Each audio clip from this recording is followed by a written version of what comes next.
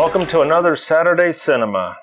Today we review The Guardians of the Galaxy through a metaphysical lens. The Guardians of the Galaxy is a fun and humorous Marvel Comics story where we meet 5 individuals who overcome their differences to save the galaxy. I see this Marvel comic as an attempt to bring more people to their movies by creating a comedy with action instead of their usual action-packed heroes. And to boot, it has a decent 1980s soundtrack. The movie starts with the introduction of Peter Quill, aka he calls himself Star-Lord. He's a half-human, half-alien who eventually becomes the leader of the Guardians. The plot begins in the year 1988, where Peter's a child and he's experiencing a deep loss of his mother, and immediately he is abducted from his hometown in Missouri. He's raised by a group of alien thieves and smugglers called the Ravengers. Flash forward 26 years, our soon-to-be hero is in search of and eventually possesses a coveted orb, which he is commissioned to sell, and the fun begins. At the same time, Thanos, the ultimate villain, finds out that Peter has the orb and sends Gamora, an orphan from an alien world who he's adopted. She was trained by Thanos to be his personal assassin on her own mission, and she's on her own mission to get the orb as she seeks redemption for her past crimes. While Peter is still trying to sell the orb, Gamora catches up with him, and they begin the battle for the orb. Nearby, Rocket, a genetically engineered raccoon, and a bounty hunter and mercenary by trade. Rocket, who is a master of weapons as well as battle tactics, sees his bounty, Peter, is near. And his sidekick, Groot. Rocket and his tree-like humanoid named Groot join in on the fight. As a side note, the only words uttered by Groot are, "I am Groot." As a result of the scuffle, the 4 of them are arrested and taken to a prison. In the prison, they meet Drax the Destroyer, a mighty warrior longing to avenge the death of his family at the hands of Ronan. They decide to band together to accomplish their mission of retrieving the orb and making sure Ronan does not get his hands on it.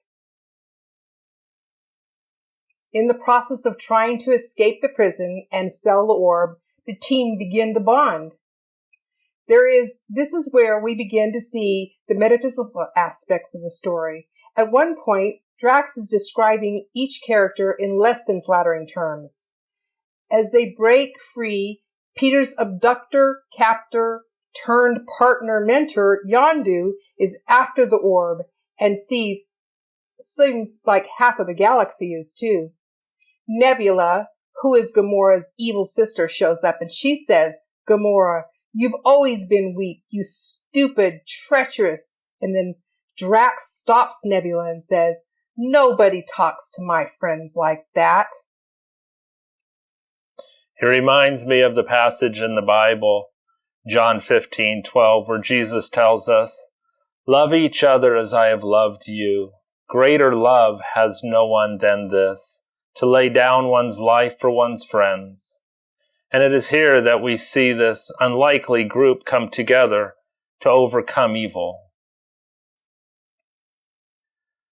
A big part of the storyline of the film involves the Infinity Stone, which is locked inside this orb that Peter's after.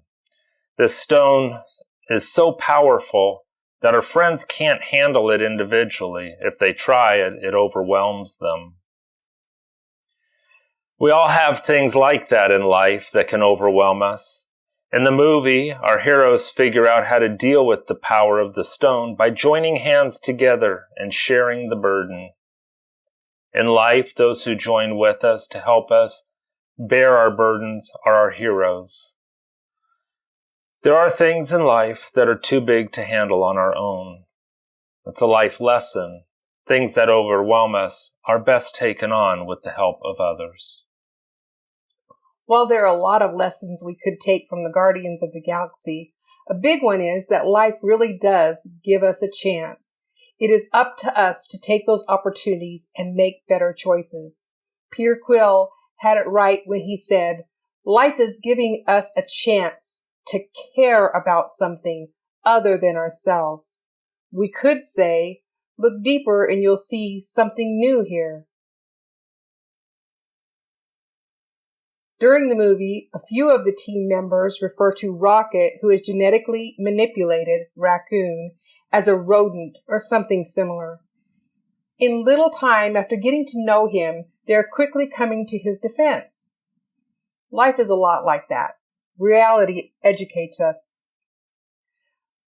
Let's just get it to the part where we treat people with kindness and respect. Throughout the movie, we hear Groot say, as I said earlier, I am Groot. As the spaceship is being destroyed and all of their lives are in danger, Groot wraps himself around the other Guardians to protect them as they plummet to the planet. As he does this, Rocket warns him that this will likely kill him. Groot replies, we are Groot. I think this is not too different from when Jesus was talking to his apostles before he was crucified. In John 12:24, it says, Jesus answered them saying, the hour has come that the Son of Man should be glorified. Most assuredly, I say to you, unless a grain of wheat falls into the ground and dies, it remains alone. But if it dies, it produces much grain.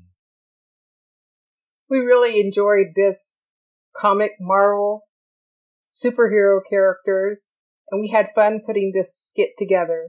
We hope that you will join us next Saturday as we discover another movie in a metaphysical lens in Saturday cinema.